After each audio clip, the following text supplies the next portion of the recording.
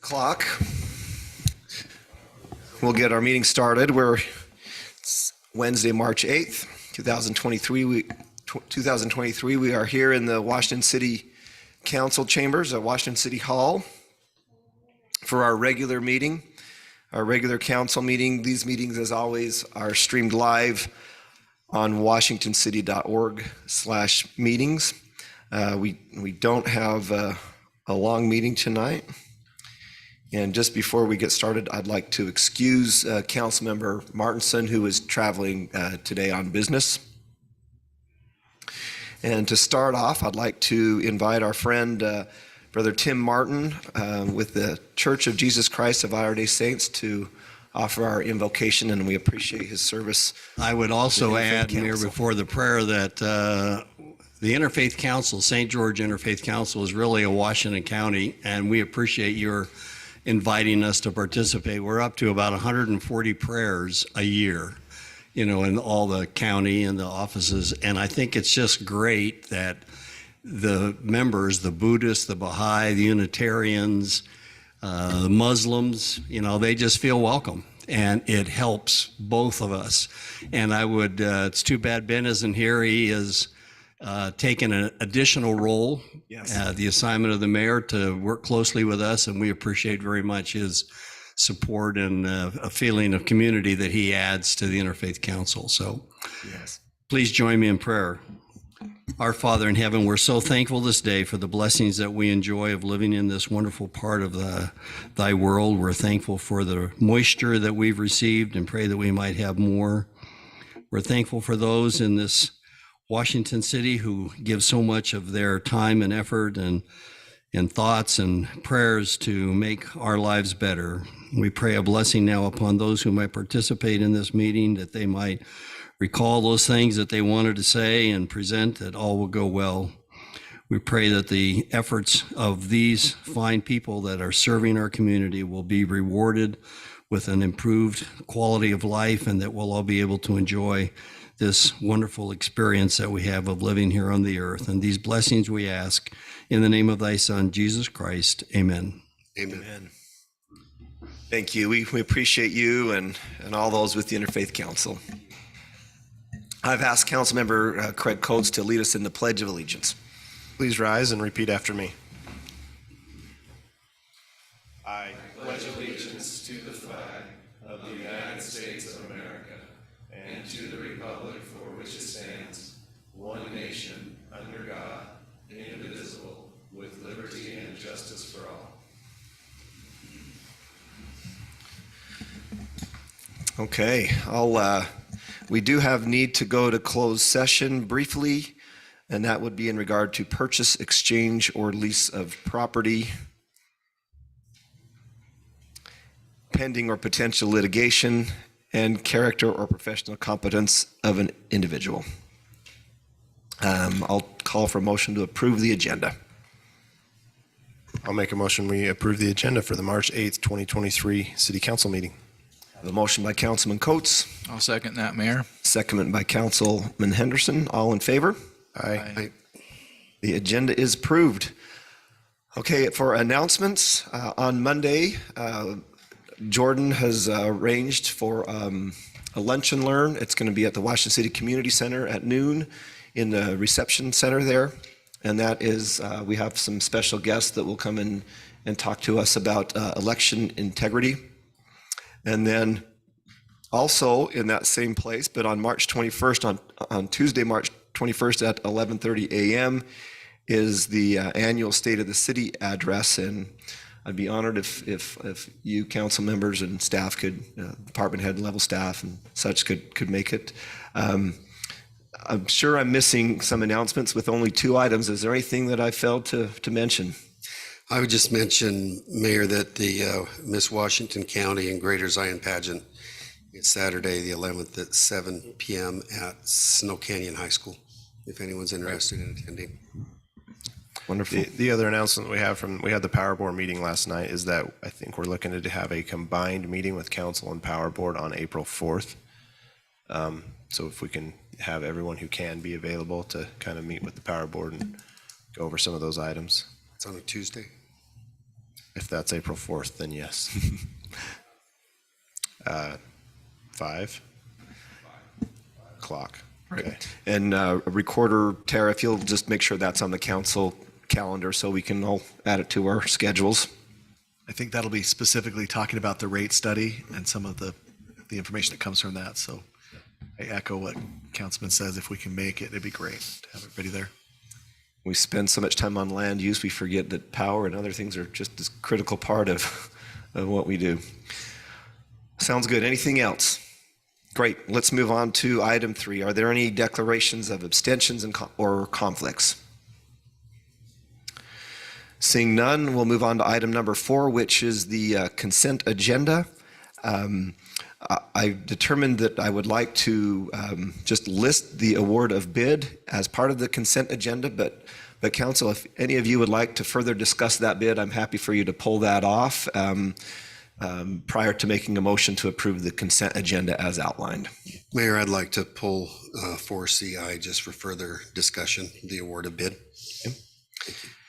Anything else before a motion on the consent agenda? Nope. Mayor, I'll make the motion that we approve the consent agenda item 4A and 4B. Motion by Councilman Coates, I'll second that, Mayor. second by Councilman Ivy. All in favor? Aye. The consent agenda is approved unanimously. Let's move on to item 4C, which is award of bid. This is consideration to award the bid for the Telegraph Street Transit Stops and Sidewalk Improvement Project to Skyline Creations in the amount of $788,602.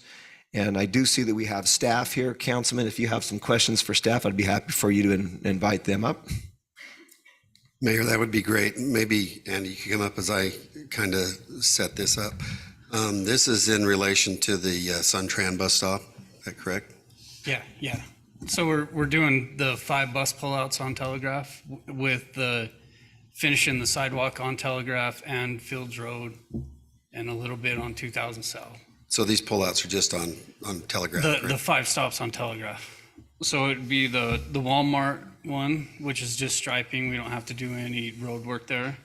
At Nyson Park, at Main Street, Cherokee Springs Community Center, the Bella Vista Storage, and we don't need to buy any more right of way. It's all within the right of way. So. And is there, so these are just the pullouts. Is there any discussion about the benches or the shade covers with these sites? Have you had any discussion? So with this, we're pouring the slab for the shades. It doesn't include the shade itself, but the foundation will be there to install them anytime. And so the last Suntran board meeting I was at, they do have a couple of shade structures available. Okay. If you wanted to reach out on those, if there's an area that you think that it's needed. Right. Further questions, Councilman? Ask a question, Mayor. Please. Just, and this is just for my own curiosity, basically. There's quite a range on these bids, like a couple $100,000. And, which is okay, but I'm just curious, like on the asphalt patching, one of the contractors priced it at $35,000 and the other guys were, $140, $83, and $130. Before you pick a contractor to do it, do you ever go and pick their brain on, here you're at $35,000 and these other guys are 100 plus. How are you going to patch the concrete for 35? I mean, do you go into it with them on that kind of stuff? So the way that usually works is they have a subcontractor and it's always the same, Sunrock, Western, the guys that pave. And so it's if that contractor works a lot with Sunrock or Western and has an in with them, then they can get a better price on their asphalt patching. Okay. And that's usually how that That's goes. usually how that goes. So if they're working with that subcontractor a lot, they can get a better price. Okay, all right, that makes sense. All righty, thank you. And then just before we let you go, Andy, sometimes the hard work of the council that's done well in advance and behind the scenes is anticlimactic when we get to a point and it's just a bid opening. But this was over a year ago when at our council retreat, it was one of the council's priorities to really start to elevate some of our east-west and north-south corridors and the aesthetics of the road. So in addition to these transit pullouts, I love that we're adding sidewalk onto Telegraph. And I love that I've had many residents, even along Washington Fields Road, especially around Nichols, ask for those sidewalks. So I really appreciate the vision of this council, and then just, kind of the hard work of the staff to start to put that into motion. And then I love also the fact that this estimate came in significantly under the engineer's estimate, right? Just briefly, and I'm happy to let the council say anything else I'd like to, but will you just again talk to us for the record about where the sidewalks are going on Telegraph and Washington Fields Road? So Telegraph will complete all the sidewalks from Washington Parkway all the way into the church. So everything will be finished on Telegraph, both sides, clear to Washington Parkway. And you say from Washington Parkway to the church? So there's a little piece at the church on Telegraph that's on that. You're the one on about 400, 500 Yeah. west or right east? there. So everything, the sidewalk will be complete from 300 East to Washington Parkway on both sides of Telegraph. That's awesome. That'll do so much. And then on 2000 South, we're doing that little piece to the that piece that's missing in that existing subdivision, curb, gutter, and sidewalk there. Okay. And then sidewalk, curb, and gutter all the way around on the Fields Road, all the way around Nichols Peak, clear to 3090 South. Are you putting it on the west side On the west side.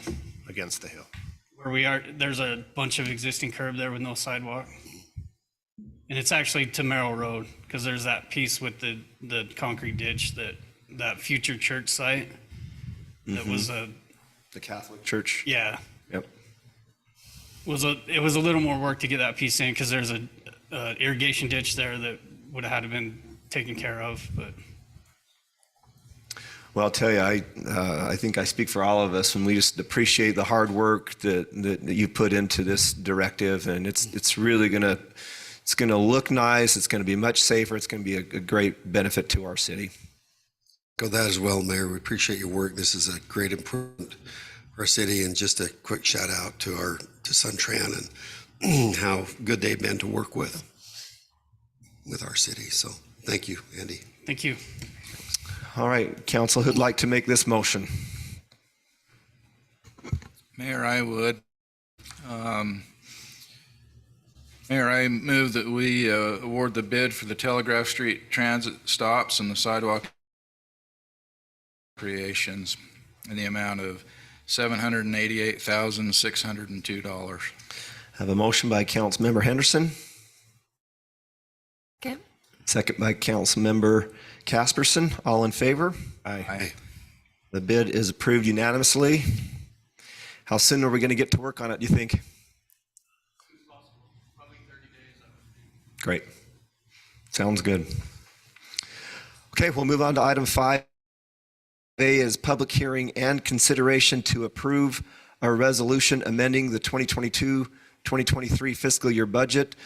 Finance Director Brian Brown will present on this, and then I'll open and close the public hearing and turn to the council for further discussion and a vote. Brian.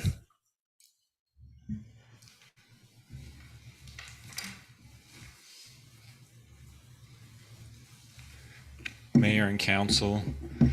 So staff is proposing a budget amendment for the 2022-2023 budget. This is the third budget amendment of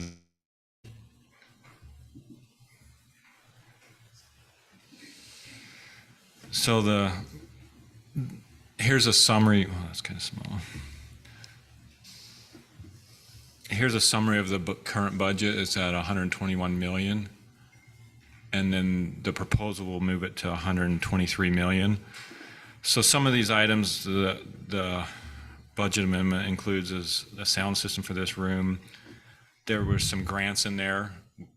So for example, the grant for the remodel of the bathroom and brochure. That's already happened. So what we do is that total expense, we budget that, and then we received about $8,600 in revenue for that grant that we record as a revenue. And then one of the items on there was a brochure. I had Cole hand me a brochure so you could see it.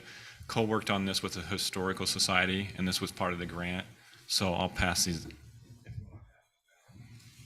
I think Councilmember Casperson was heavily involved in that as well. So I thought I'd bring you the brochure just so you can see what part of that grant covered. I think it turned out pretty nice. Some of the other items, there's a police grant for a K-9. There's a Washington Fields design. Like I said, the grants have a revenue tied to them. And then the transfer, that's a transfer to capital projects. We have to record it as expense, but it's a transfer, and it's to cover recent purchases. There's also an increase for solid waste and Blue Can because we have seen an increase on those this year. Once again, that also has a revenue tied to it. So we've seen more revenue, but there's also an increased expense. So it's actually a pass-through, so we're increasing that. And then there's also, every time we do a bond, there's some compliance reporting we have to do. And so on the MBA, we had to do a compliance report. And so that's what that amount was for. So do you have any questions about this budget amendment? Council, questions for Finance Director? Yeah, I do, a couple of them. So on this debt service fund, this compliance reporting, is part of the arbitrage for the IRS, is that right? Correct. It's actually called, we have to do arbitrage reporting. And so it's required every 5 years that we do this reporting as part of the bond. It's in the bond requirements. Just to be clear, there's no fines in this, this is just what it costs to do this. This is the cost of the Do the reporting, right? the reporting. So the others that are listed here, just if someone was to look at this, they might think that we're increasing our budget by over $2 million, and that's just not the case, is it? No. So to be clear on some of these, there's some that are reimbursed, like the grants. the grants are basically reimbursed. You said on the historic preservation grants and the brochure, they've reimbursed about half of those. It was a 50% match, so they covered 50% match, yeah. 50% of the expense, which allowed them to do the repairs on bathroom in that brochure that I passed out. And then on the police grant, that's an expense side. That's reimbursed, right? Now, has that money been spent yet, or? I think they're in the process of spending that. And that one, they have to spend it before they can be reimbursed for the grant. So they have to have the receipts and then turn those in to be Correct. reimbursed? Okay. And then the Fields design, that's with our group out of Georgia for the design standards for the fields. Correct. And then this transfer to general capital, that's when I understand you've got we got transfer for property that was purchased, and then some improvements for the balance of like 200,000. Yeah, so the capital projects fund only has $1 million in it, but with a recent purchase, we need to transfer another $1 million to cover all the expenses on that, because the state will not allow us to have a fund that's negative. Okay, good. And then my last question is just to do with the solid waste services in Blue Can. Now, these are services that are going to be reimbursed at some point. I guess what we under budget, but these are pass-through funds, aren't they? What we do is that we collect the funds, we charge for the funds, we collect it, and then we cut a check to the solid waste for those funds. So it just passes through? Okay. Thank you. Appreciate the explanation. I think it's always good to just be very clear when we're amending the budget, what it looks like and what it is, because at first glance, as I said, it might look like we're increasing our budget by $2 million. That's just not the case. So I appreciate your explanation. Mayor, that's all I have on this. Right, thank you, Councilman. Can I ask a question, Please. Mayor? On the Washington Fields Design Consulting, I'm curious how they invoice us. Do they invoice us per job or per hour, or how does that work, Jeremy? Yeah, I'll answer that question. They do it per hour. So Okay. the guidelines that they're working on, we do have a fixed amount for that. And so they bill us as we go along as they finish the work. But the the work that they do for specific projects that we're paying for is by the hour. Okay, thank you. Are those reimbursed funds, Jeremy? No, neither of those are reimbursed. Those are city expenses. The concept is we get that reimbursement in the quality of the projects that are brought to us. So I think in that sense it is, but it's not financially reimbursed. Is that a good political answer? Has it ever been considered or discussed, council, maybe you can refresh my memory? I know that they came out and spoke to us. Has there ever been consideration of having a company more local that's more directly tied here to do these design standards, or are we committed and contracted with this group? We've committed as far as the standards that they'll provide for this group. If we want to do something after those standards are produced, we could look at something additional, but I can't remember. It's taken a little longer than I would have hoped, so we're probably at least a year into it that we chose to have them put together those standards for us.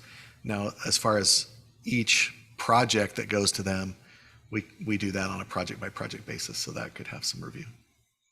How extensive are those standards going to be, or is it going to come with elevation type, Yes. samples, and is it going to be really comprehensive, or? So I would say yes and no. We didn't want to bring it to the point that we said every roof line has to be this pitch and you have to use these certain colors, but the concepts of design will be quite extensive. Bringing buildings to the front, having anchors that are near these roads, putting the parking in back, things like that will be pretty comprehensive. But it won't be. We're not asking people to, pick only certain colors or only certain siding choices or things like that. It's a lot more flexible that way, but it's more the design, the layout and the design and the way that things look and feel when they're finished. And we're mostly talking about commercial only. Commercial in the Washington Fields area, yeah. Have we ever discussed these same design standards for our Main Street master plan?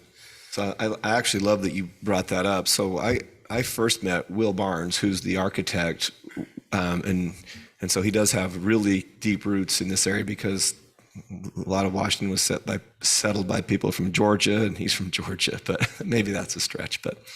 But he came out years ago when I was first serving on the council, and really seemed to kind of be able to draw out the kind of this sandstone rustic pioneer with kind of that southern influence. He was able to put pen to paper on that, and so that's why when we started talking about design guidelines for the field specifically, and it was proving difficult to have that be a written set of rules, he then brought on the landscape architect. But Will is really the guy that, as the architect, that I see that brings so much value, not only in being able to take a project and look at those elevations and approve the aesthetics, but I think on some of those projects that have come through that you've reviewed and vetted and approved, but the improvements to the site plan. You look at that Heritage Corner down on 2000 South in Washington Fields, and just the improvements that they were able to make to the site plan in addition to the elevations,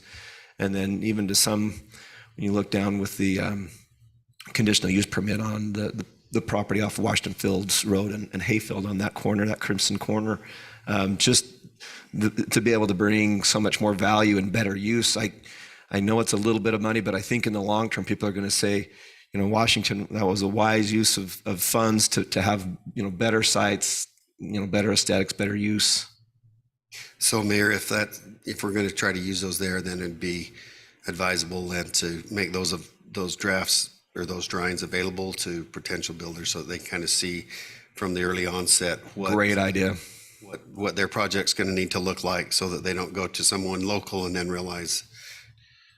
That's been some of the value too, but I think that would be really helpful to have a bit of a portfolio of some of those renderings, because a lot of the developers have worked with local architects, engineers, and then have had that consultation with this group to just take a good project and make it better. And I think that's what we're trying to do as a city. We're just trying to, along our, our downtown and our fields and really in all of our areas, we want to be the best.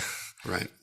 And that is the deliverable, Councilman Ivy. We will have a packet, a design packet with the guidelines, but they are more general. They're not overly specific, but it gets people going in the right direction so they don't go so far in one direction and then have to stop. But everybody will have their own architect as well.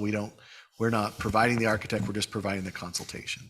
I love his idea to have maybe some renderings of things that they've done to show kind of the before and after, or to help get the local professionals an idea. Exactly. And that will be the deliverable at the end of this project. And it's getting closer. It really is.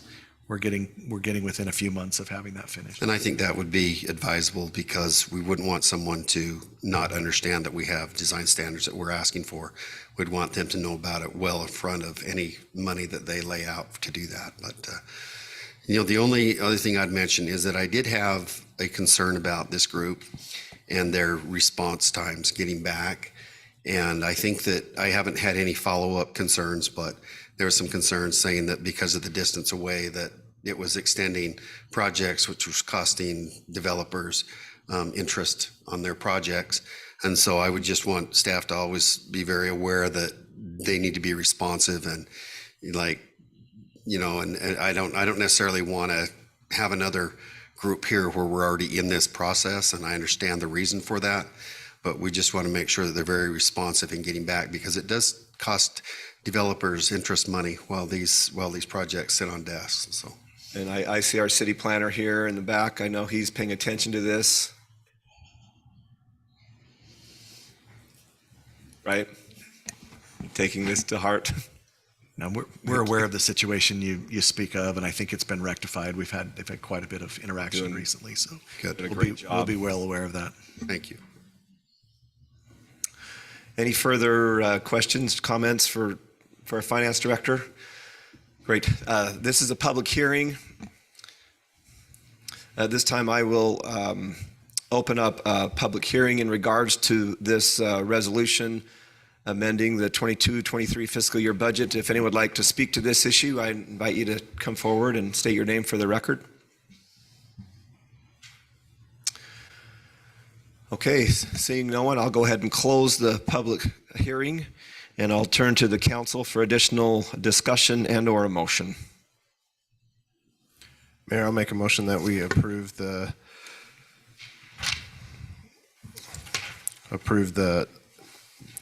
Resolution. Sorry, I've lost it. Approve the resolution of the amending the 2022-23 fiscal year budget from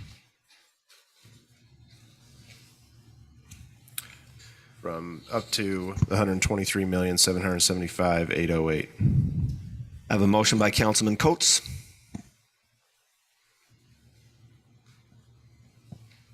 Mayor, I can second that. And a second by Councilman Ivy. This is a resolution, so we'll go roll call. Let's start with Councilmember Casperson. Aye. Ivy. Aye. Coates. Aye. Henderson. Aye. The budget amendment is approved unanimously. Item 6, this is an ordinance. 6A is consideration to approve an ordinance for zone change request Z-23-04 to allow for new buildings and reconfiguration of a weigh station located at Washington County Solid Waste Facility at 325 North Landfill Road. City Planner Eldon Gibb will present to the council on this item. Are we passing it off to Community Development Director Drew Ellerman? Yeah, I kind of wrote it and everything, and I was gone last week at Planning Commission. I was out of Welcome town, back so- from Canada, eh? Yes, I love that, And it's a little bit warmer here. Well, It was a warmer forced here. A, but you know, Yeah, that's okay. It was wanted good. you to get it. I loved it. Loved it. The applicant is requesting approval to change the zoning of approximately 16.546 acres. The requested change is from the current zoning of open space to the proposed heavy industrial I-2 designation. The I-2 request is for the purpose of developing the acreage into new landfill entrance, adding new buildings and reconfiguring of the waste station administrative offices for the Washington County Solid Waste District there. General plan designation is already set at industrial with the surrounding zoning of open space to the west, I-2 to the south, and Washington County zoning to the north and east, which itself is the landfill property there. So staff has no concern with the proposed zone changes outlined. The applicant is in harmony with surrounding land uses and the general plan. Planning Commission reviewed the request last week at their March 1st, 2023 meeting, and the Planning Commission unanimously recommended approval of Z-23-04 for that request from open space to heavy industrial I-2, and that's on to you, the City Council, and it's based on the findings in the report. Be glad to answer any questions council might have on this item. Questions for Drew? Drew, I'm not seeing any conditions on this application. Are there any? Generally, on straight zoning, you really aren't allowed to put conditions on straight zoning. No, they can be issues. problematic, but we want to make sure.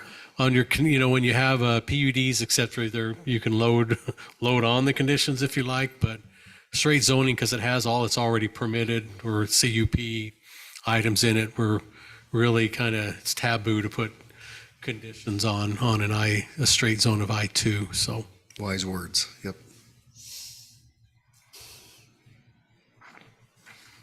Okay, council, the public hearing occurred at the Planning Commission on this item. You've had the link in your packet to review in your preparation.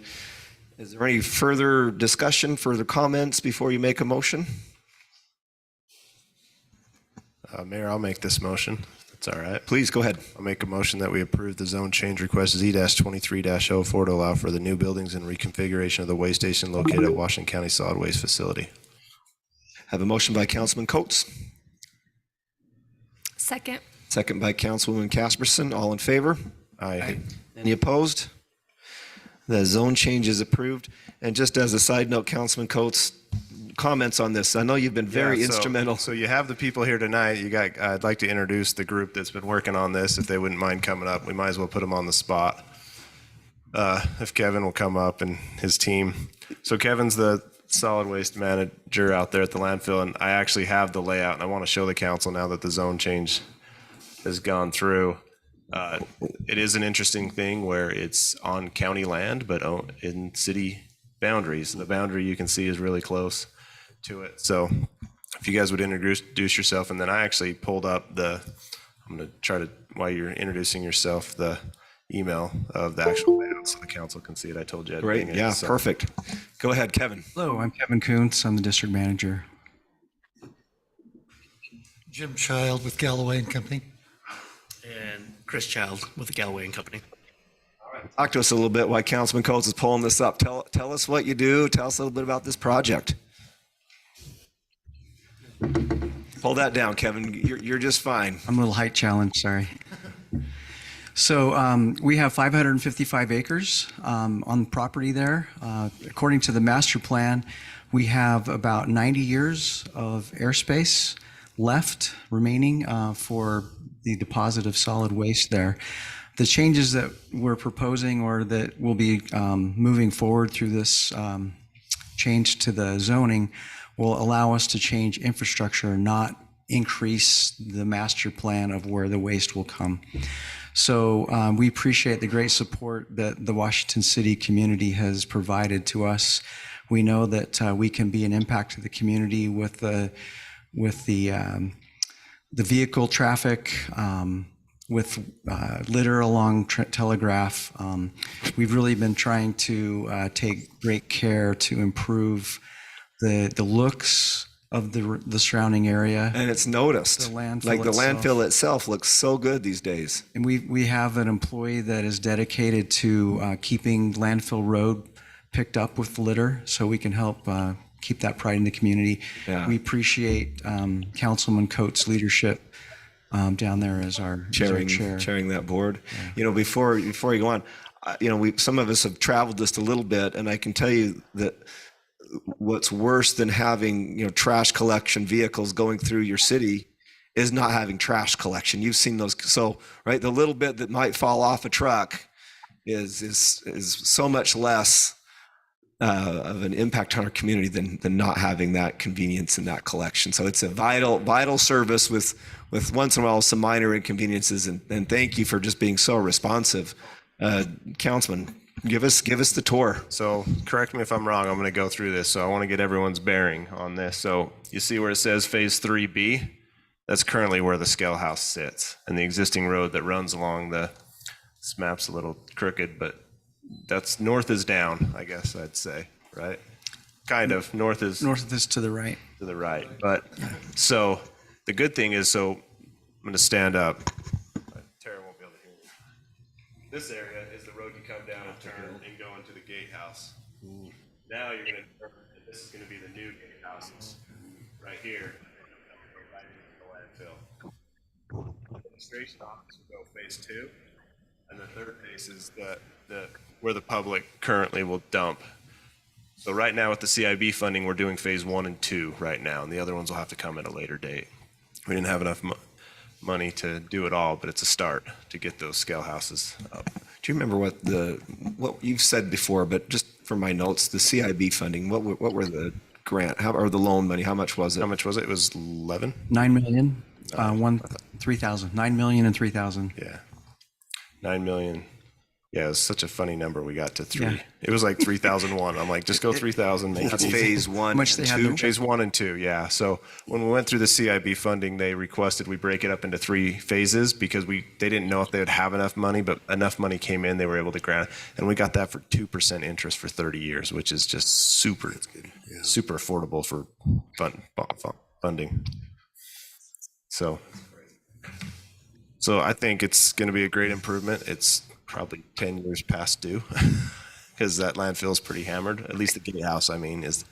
Yeah, there's some major safety issues the way it stands now, and definitely some inefficiencies.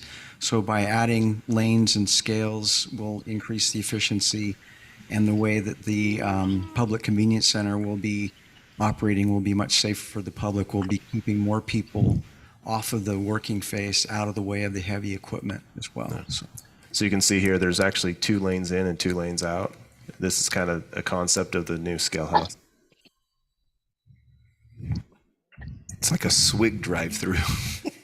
You know, maybe we should make a business out there of Swig too. We might be able to make some money, right? Off that loan a little quicker. So, but yeah, just wanted to get, I mean, while they were here, we might as well pick their brains so Absolutely. the council could see.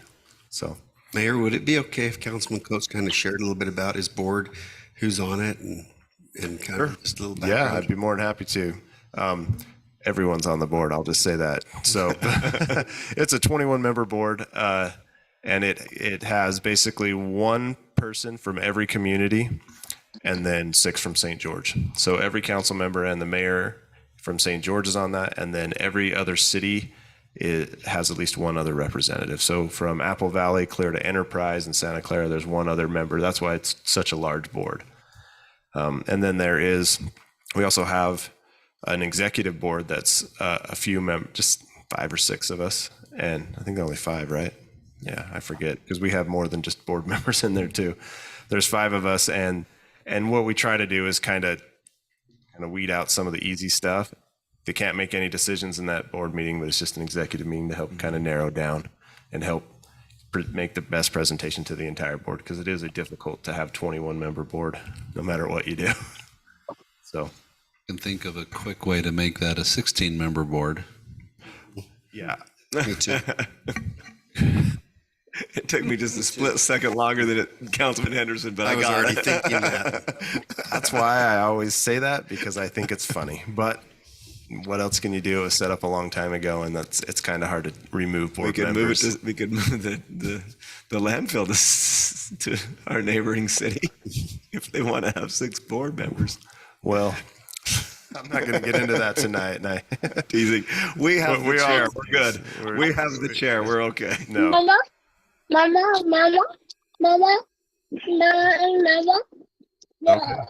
Okay.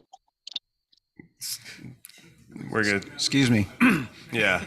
So, but the board is, we do our best to keep, I think the good thing about it is nice that you do have 21 members and the fact that everyone gets a voice in the county. It's not just a couple people making the decision. It's really nice that you can really get the input of every person from the small town to the big town, because everyone has different needs. Enterprise has lots of challenges because they're so far out and so far away from the landfill. But then we have challenges because we're so close to the landfill and we have to deal with all the trucks driving through our town. So you have these challenges both ways, but it's nice to get both represent people from both sides so that you can come together and make the best decision for the county. So it's definitely it's a needed board, and I'm glad I'm a part of it. And I think we're going to move forward and hopefully make the landfill a little nicer place for all our community members to use it. I think it's fair to say that this funding and this capital project wouldn't have happened without you pushing for it. You know, I know you've been working on this for a couple of years now, but I would say if it wasn't work with Kevin and myself and really I appreciate that, Mayor, but it was a board push. They gave me the support to go down that road. So, But I guess I just want to put my 2 cents. I really appreciated Councilman Coates and his leadership as chair on that board, because, you know, I know they're in good hands, and, you know, they're such a vital part of our community, as I said. Mayor, may I ask the gentleman a question? please. What's the frequency of garbage trucks in and out of the landfill now? We have about 1,500 tons that come in every day, solid waste. So dozens and dozens of. So you've got one trucks. truck right after the other? Or is there like 30 seconds or 5 minutes or? It depends on the day of the week. Monday through Friday, it's a steady stream. And we have several large haulers, not just Republic Services, that have those garbage trucks that come in. Some of them are from the street cans, which only Republic Services service, but there are also front-end dumpsters that come in. So on a Monday especially, or a Friday, there are particularly a heavy amount of traffic coming in. And so it's not uncommon to have 15, 20-minute backups going through the scales.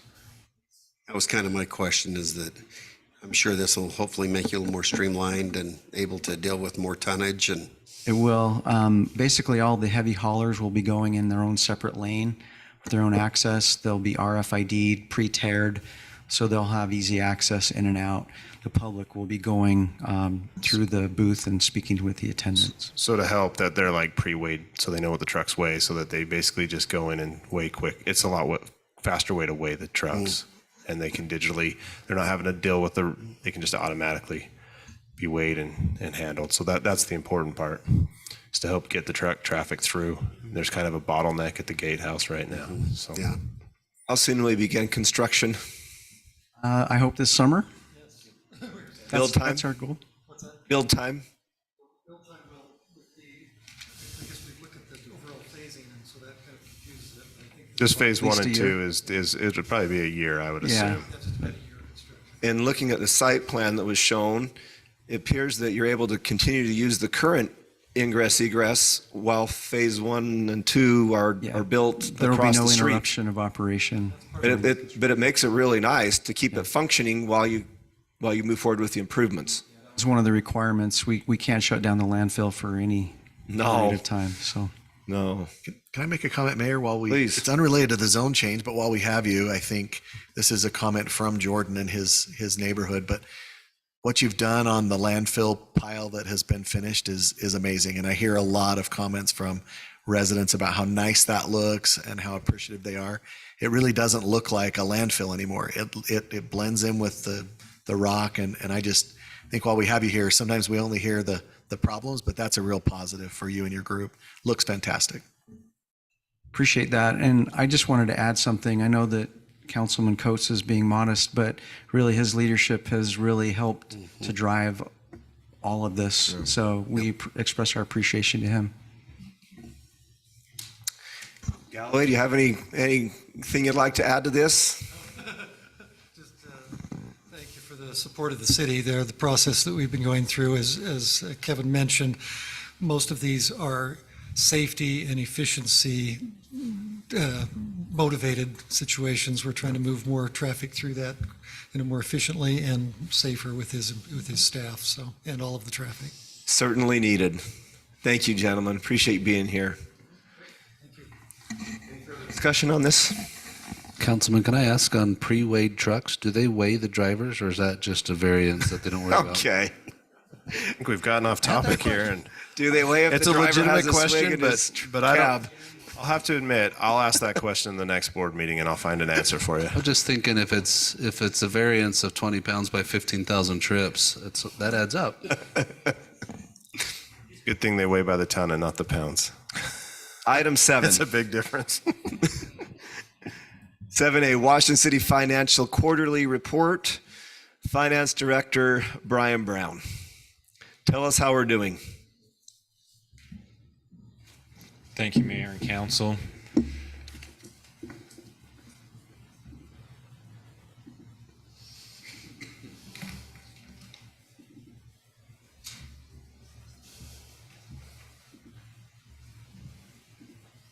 All right, so this is we are required to give the council and mayor an update on quarterly on where we're at in the city. So this covers July through December 22, which would be referred to as second quarter.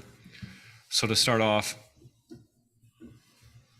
this graph, I like to just show the last 3 years of where the revenues and expenses for all the funds are trending at.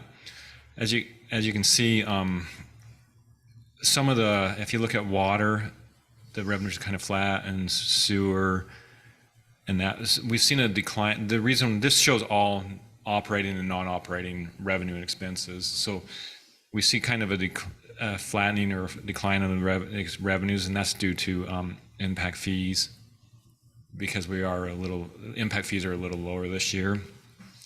And then some of the expenses, when you look at sewer, for example, water metering, the expenses would be a little higher when you look at this graph. And I looked at it, there was some water meter purchases, and that's why on the, or that's on the water, there's some water meter. And then on the sewer, there's a capital project, so it's higher. On the power, what's driving that? There is they're working on a capital project right now, but a lot of that's driven by power costs. That's why we see that huge spike. And then on the storm drain, they have a capital project, so that's why we see a little higher expense on those.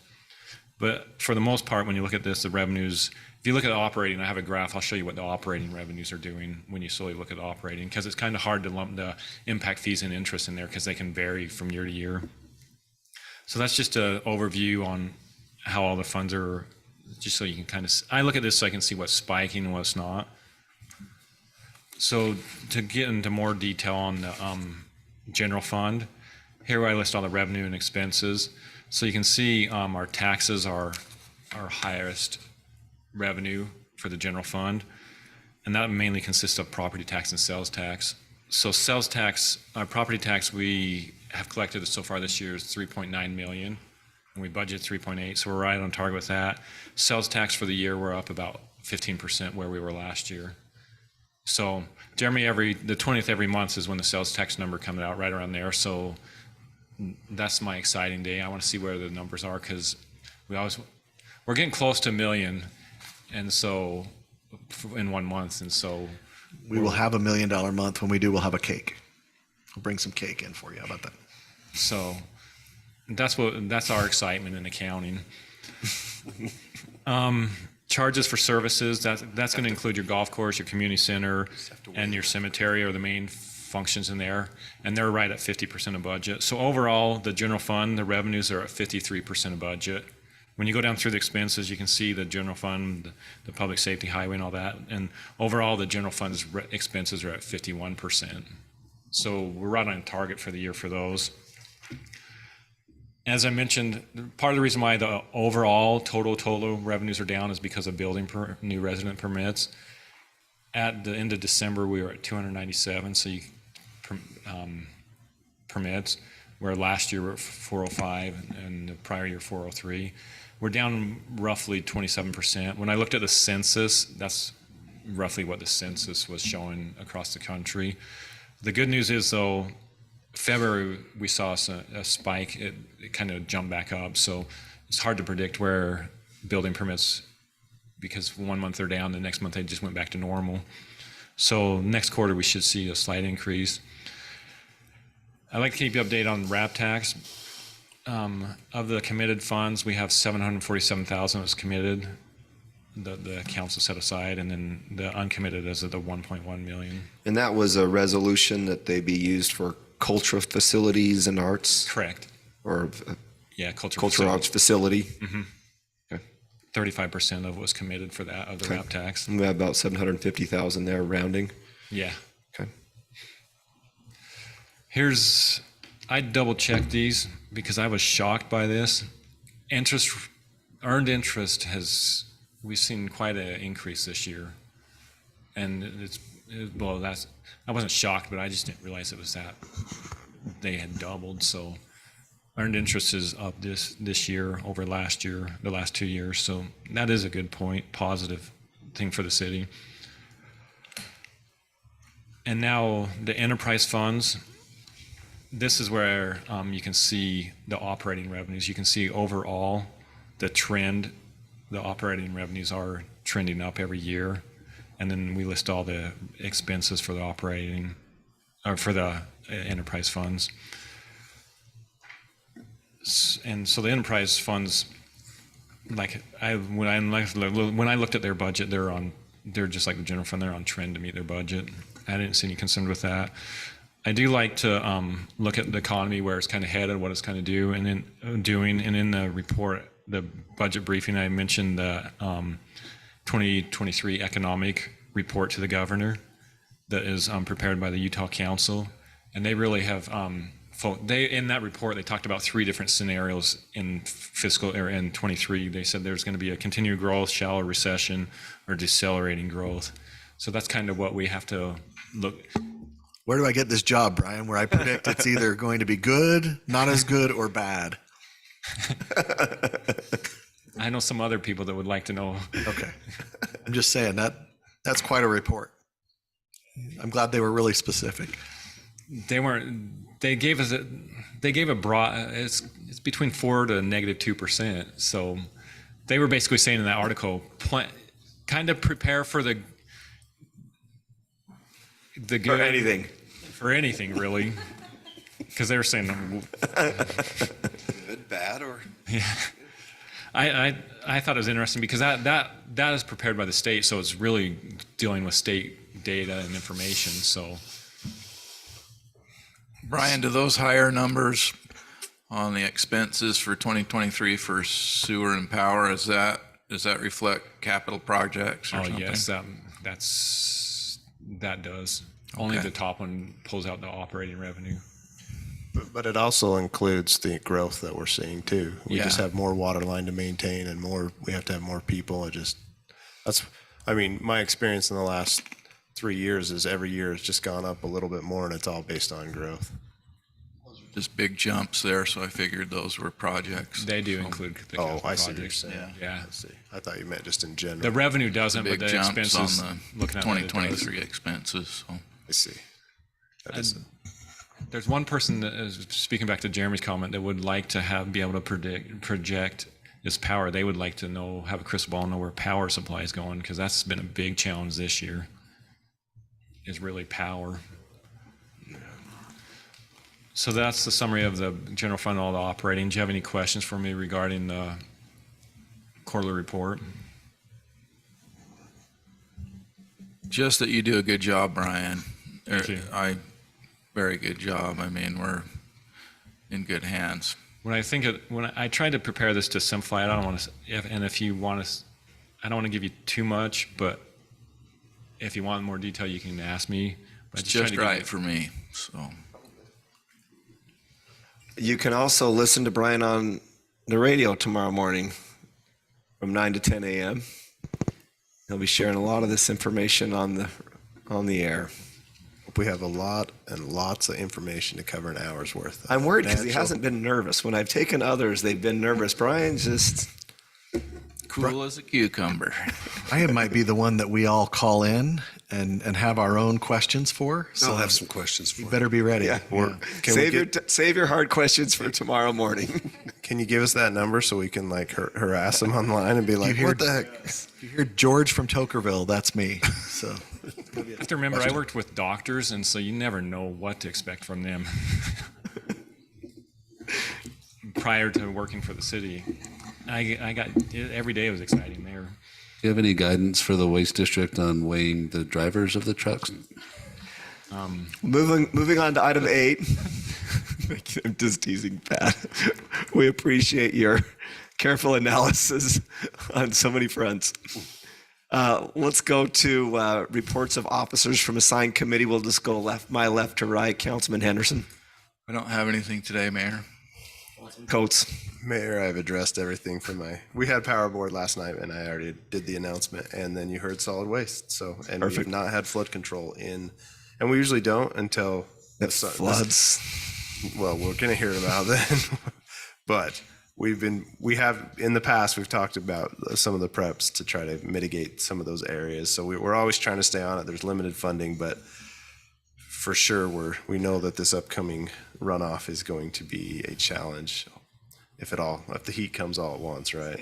And on a serious note, in that regards, I believe we have 700,000 sandbags in storage, and we've been looking up and down the river, trying to remove obstruction and trying to prepare for a scenario where it heats up and runs off really quick. So. Yeah. It's a little concerning. I've been watching the weather forecast. Just in the next week or so, we've got a couple of days of warm rain. And so I've been a little bit concerned about that. So, That's what we don't want, is the warm rain, at least from my experience. So that's all I have to report. All right, great. Councilman Ivey, we just wrapped up the legislative session. We did. Mayor, I just have one comment that's not an assignment, but I think it'd be good to mention that the council is very aware of the post office situation, and we've been working on that. It's something that I get asked about every day. Just know that we're aware and we're working on it and having some good good progress there. But yes, the session wrapped up last Friday at about 10:30, an hour and a half ahead of the deadline at midnight. And there was quite a party afterwards. You ought to, if you ever get a chance to see the legislators let their hair down, it was quite the show. So, just a quick update, Mayor. There was 926 bills considered, and 575 have passed. Of course, they need to be signed by the governor before they become law in the 45-day session. And the thing that was unique about this session is that the legislators, they didn't steer away from controversy. They took on some very serious topics, like taxes, criminal justice, water, education, social media. And some people will like this and some don't, but we have a new state flag that will be flown daily, and then the old flag, the original flag on the blue background, will be a ceremonial flag that will be flown at special occasions. A $29 million budget was passed that included about $850 million in tax cuts, with education being by far the overall winner. They got 18.5% increase and a 6% increase to WPU. They passed a school voucher program that gave qualifying parents $8,000 for school choice options, and then teachers, public school teachers, received a $6,000 increase to their base. And something that a lot of people I think are really happy about is that kindergarten now is in the choice of the parents. They can have a full day or a half day, and there will be no more letter grades given in school. That law actually passed as well. So no letter grades. Yep. And what do they give? Pass or fail? Thumbs down. All A's. What is that, Bill? I totally missed that one. I don't know if I like that one. No letter grades. They say it's too, well, I'm not going to use the technical terms because I'm a teacher and I don't understand it myself, but I think it's good, very good, needs improvement, whatever those are, but just what Brian went over? It's no letter grades. No letter grades. But anyway, and then last week I spoke about the social media bill, Mayor. And, to my delight, during the session, Governor Cox took a pretty strong stance on social media. He cited alarming negative trends in minor minors' mental health and, youth becoming addicted to social media. But now parents must give approval for minors to join social media. There's age verifiers, and parents have the ability to sue these companies for damages. Some changes there with social media that I think were needed. For this third straight year, taxes were cut. Almost $400 million this year, reducing the income tax rates from 4.85 to 4.65%. And if Utah voters pass the constitutional amendment at the end of this year, it would remove the state portion of the sales tax on food as well. So we'll have to see what happens there. And then a lot of you remember from last year, Representative Brooks, our good friend over in 75, ran a bill called vaccine passports. It ran out of time. That came back, and that has passed this year, as well as an election audit bill passed that I felt was the best election audit bill of the bunch. It really will do some good things, and we're looking forward to seeing what that's going to do to help with some of the concerns there. And then a bill and a resolution was passed that affirms Utah's commitment to hosting the Olympics again. So they're feeling like they have all the infrastructure there, and Utah could stand to be really in a good position to be able to get those again and host those. But overall, kind of a summary, 3 of our 4 local representatives were rookies this year. And I can tell you, we had Councilwoman Casperson join us. Jordan and I spent a lot of time up there. I had conversations with council, with mayors, talking about different bills and how to advocate. But the thing I can tell you about our rookie representatives this year is they made immediate impact. They passed bills, they made relationships, and everyone up there said that your legislators are just fantastic, and they are. They passed some challenging legislation. Our senators were as available and responsible as I've ever seen. That's Senator Vickers, who's ours, and then our good friend Senator Ipsen, that serves over in 29 and on the western side of the county.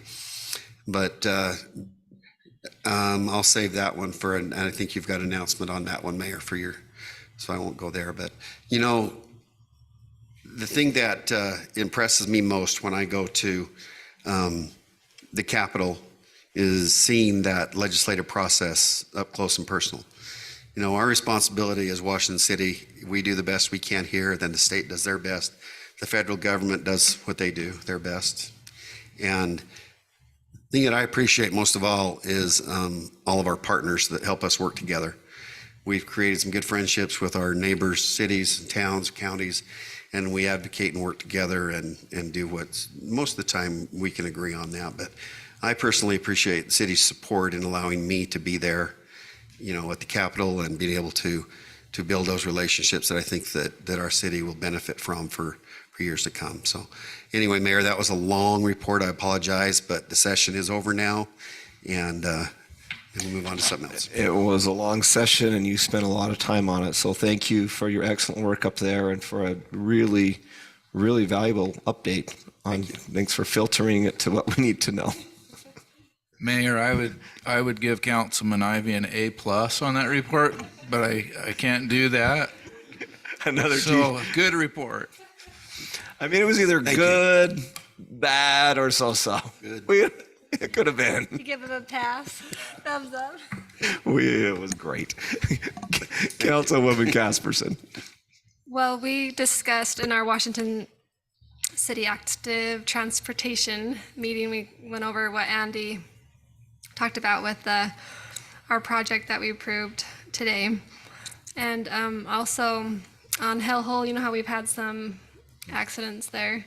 There are some, how do you say that, chicanes that they're going to be putting in, and also some different, I don't know what the other things are called, but anyways, there's more safety features that are going to put The up for- gates that you were talking to me about that are kind of offset, that just slow the bikers down. And gives it a more visible warning, because it's kind of deceiving. There's been a lot of residents who have said it's kind of deceiving how steep it really is going down that. It gives you an opportunity to hit the rail before you fall off the cliff. it's going to be up at the top, so they won't be going full speed and hitting the. Are we not putting any in the middle, or are we not gonna? Sorry? Are we gonna put any in the middle, or are we just gonna do it at the top? And Now it's kind of at the top, and then maybe further on might add some more. So You're hitting it on the head, and I know we don't want to make light of it because of the accidents and serious injuries we've had, but if you put it in the middle, you have to be really careful where you put it because people do get going and you don't want them running into it as they come down. It's actually a really good concept, and I know Councilmember Casperson was on site after one of the incidents there and has really showed a lot of leadership on this. But it's cool because as you approach that descent on that, you're coming down past Canyon Park and you're entering onto that Hellhole Trail. It's basically two kind of fences on one side and then one on the other that offsets enough that you either need to slow really down to navigate around or dismount your bike, which then allows you to stop your momentum to descend at a safe rate. So I really like that idea. and then there'll be a visible sign. There are signs to the side, but I feel like with it's in the front, you can be able to maybe have that visibility and see it. Brian will go around it and jump off of rocks, so it won't really be effective. He is a mountain for him. biker. Yeah, he is a mountain biker. I was riding my bike, and I actually had to fix my tire, and he just was like, "Sorry, I gotta keep going. I gotta beat my time." I just get it. I had help. Mike was there, so I was good. But last thing I wanted to mention is Jeremy had a great idea if he really wants to take the opportunity as the council and actually do this tour together. are we on a bike? Or are we walking? Are we running? Or is Jeremy bringing the van? What is it, Jeremy? I'll absolutely bring my van. I didn't see in there how long that walk is, but it looks longer than I want to tackle in one day. So At least without golf clubs. we could get golf carts. And The golf carts, and then I think it's a really cool walking tour, though. I probably haven't been to half of the places on there. April 29th, your luck, manager, council. I have been tasked as part of Cotton Days to lead this tour. They're calling it the Historic Mayor's Walk. And I'll be doing that. I believe they've assigned me to do that Saturday, April 29th at 7:30 a.m. and then be done by 8:15 a.m. to be able to start that parade. So if you want to join. I think you're gonna have to have a bike if we're gonna do a tour like Yeah, I'm not sure. I'm going to have to practice it to see if that gives us enough time, but I'll take a dry run there. I think it's a great idea, Mayor. I like it. Yeah, it's really cool. I think it's great to identify these. You did a really nice job. I think I'll make sure I pick up Councilman Ivy at 6:30 and make sure we're there on time. So I'm going to make it my goal to make sure he's there. we have to schedule another time for him. we're just going to make Is it it happen. AM or PM, Mayor? It's AM. Anything else, Councilman? That's all for me. Thank you. All right, thank you. I'm not going to share anything tonight. I have a few things that I'll say for the state of the city, but nothing pressing. Jeremy, we'll go on to the next item, city manager report. A couple very serious items to discuss, so that's good. Since Brian's here and we've talked so much about budget, we have finished our meetings. We did our meetings with the mayor and council to go over budget assignments and budget priorities. We've also finished our meetings with all of the departments. So now Brian and I have the task of trying to make it all balance, and that's something we're going to try to get done this weekend. And we hope to bring you a balanced budget for your consideration and your review and your work in April. And again, approve it in May, so we're about a month ahead of the requirement. But if we can get that done and get it balanced, we'll be looking pretty good. I would mention, we talked a little bit about the river, and the city's super concerned about the flooding that could happen. And so we've done a couple things. I know Andy and his group they've flown the river in Washington with a drone looking for problem areas. They've gone out and done some clearing and cutting some major issues down to smaller pieces so that they can flow through. But we're at the mercy of the water, And I think all of us have seen what happens. You can be prepared, you can be ready, and when the water comes, it comes and it does what it wants to do. So we, in our staff meeting this week, talked about our emergency operations center and getting that going. Some of you were at the training, but I'll send out a little more information with my Friday email. I think all of us just need to be ready, like Councilman Henderson said, for that issue and making sure that we do the best for our community if and when that happens. But if it's not this event, it'll be the next one, and we'll try to do our best to prepare for it and then handle it as it comes. And that's my report, Mayor. Thanks. Thank you, Manager. Item 10 is closed session. I'll call for a motion to go into closed session for purchase, exchange, release of property pending or potential litigation and character or professional competence of an individual. So moved. By Councilmember Casperson. Second. Second by Councilman Coates. All in favor? That passes unanimously. We'll adjourn this meeting and we'll move into closed session.